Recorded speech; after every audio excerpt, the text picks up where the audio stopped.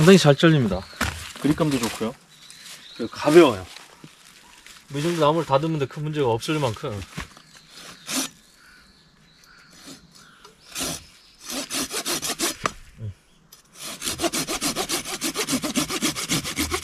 네, 성능 아주 좋아요.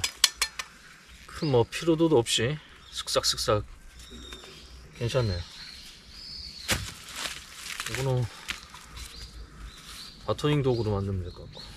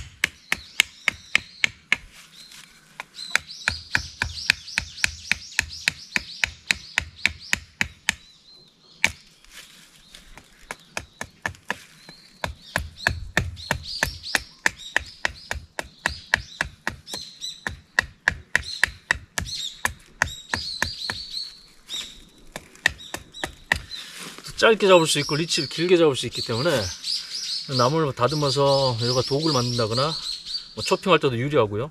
길이 조절할 수 있으니까. 그 다음에 이렇게 그래서 뭐 바토닝 할 수 있는 몽둥이를 만든다, 바톤을 만든다. 이 톱이 있고요. 예, 칼이 있다 보니까 작업이 확실히 수월합니다. 좀 더 정교하게 작업이 가능하죠.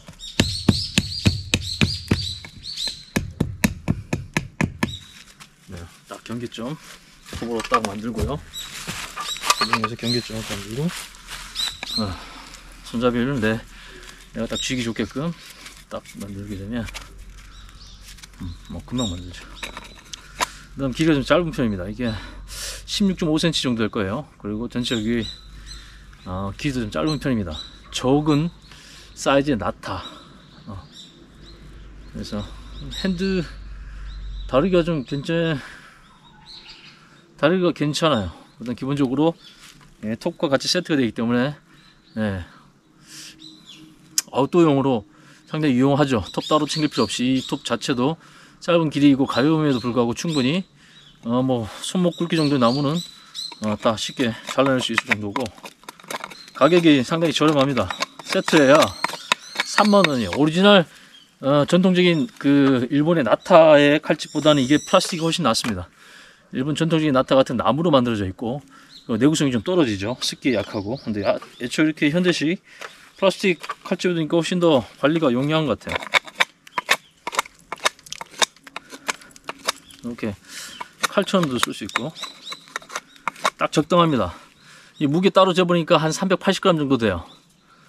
그리고 일본 전통 나타 방식의 이 손잡이와 결합, 이 탱의 결합을 가지고 있기 때문에 충격에서 뭐 손잡이가 분리될 위험 없습니다. 왜냐면 나중에 한번 설명드리겠지만 일본 전통적인 나타의 이 손잡이 결합 방식이 상당히 그 좀 머리를 좀 썼어요. 머리를 좀 썼고, 우리 한국의 나대의 일반적인 어떤 제조 방식, 그다음 뭐 사양 목적에 약간 차이도 있을 수 있지만, 어쨌거나 우리 전통적인 한국의 제주나대죠. 제주나대 방식에 비교했을 때는 이 손잡이 부분에서는 좀 장점을 좀 가집니다.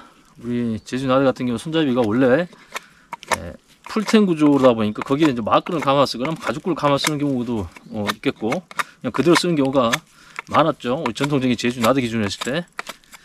그런 거에 비했을 때는 확실히 손잡이가 이렇게 나무로 있어준 것이 충격 흡수라든가 아니면 그립감 향상하거나 아니면 리치를 조절하기에 딱 좋습니다.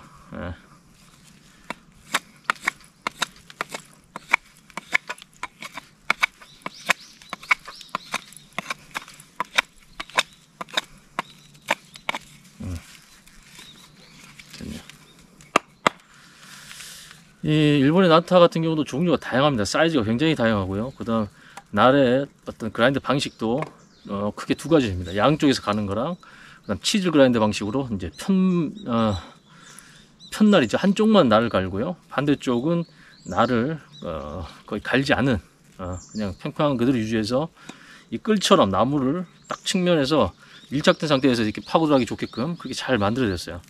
그러니까 실제 이 나타, 일본의 나타가 발전되어 갔던 그런 어떤 과정들을, 그 다음 그 자료들을 이렇게 보게 되면 상당히 일본의 옛날 사람들이 오랫동안 다양한 환경에서 전국적으로 이렇게 써왔던 그런 모습들을 볼 수 있습니다. 우리는 좀 제주에 한해서 지금의 나대가 뭐 좀 지금 알려지긴 했지만 제주에 한한 어떤 농기구, 어떤 뭐 행사용 뭐 음식, 돼지고기를 자르는 그런 도구로 시작됐지만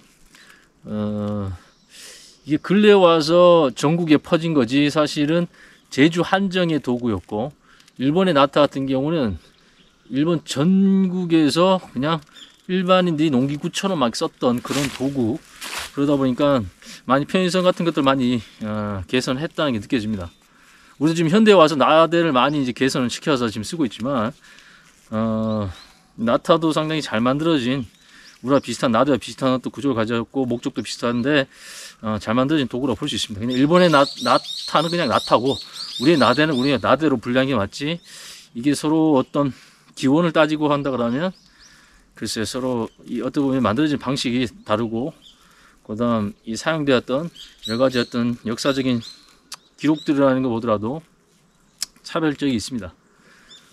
그래서 지금 제주는 어쨌든 제주란 지역에 한정된 도구였고, 왜냐하면 나머지 그 본토죠, 우리나라 제주도를 제외한 우리 그 국내 이 본토에서는 굳이 나대를 쓰지 않았던 이유가, 우리 조선낫이 있죠. 낫으로 대부분 다 나무를 베고 가지치기 하고 여러 도구로 다 썼기 때문에 거의 그걸로 나무 깎고 그랬었습니다.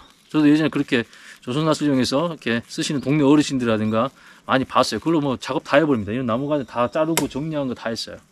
지금의 나대 또는 나타가 했던 것을 조선낫으로 다 했기 때문에 굳이 이 내륙, 우리나라 국내 내륙 입장에서는 제주도의 나대를 많이 안 썼던 이유가 그런 이유일 가능성이 높습니다. 그 다음 큰 나무 같은 경우는 도끼가 잘 발달됐죠. 우리나라도 도끼로 큰 나무는 다 정리해버리고 장가지들은 거의 나도로 다 정리해버리니까 사실은 이런 다목적의 장가지 정리용 아니면 장작칼용으로 계속 발전되진 않았던 것 같아요.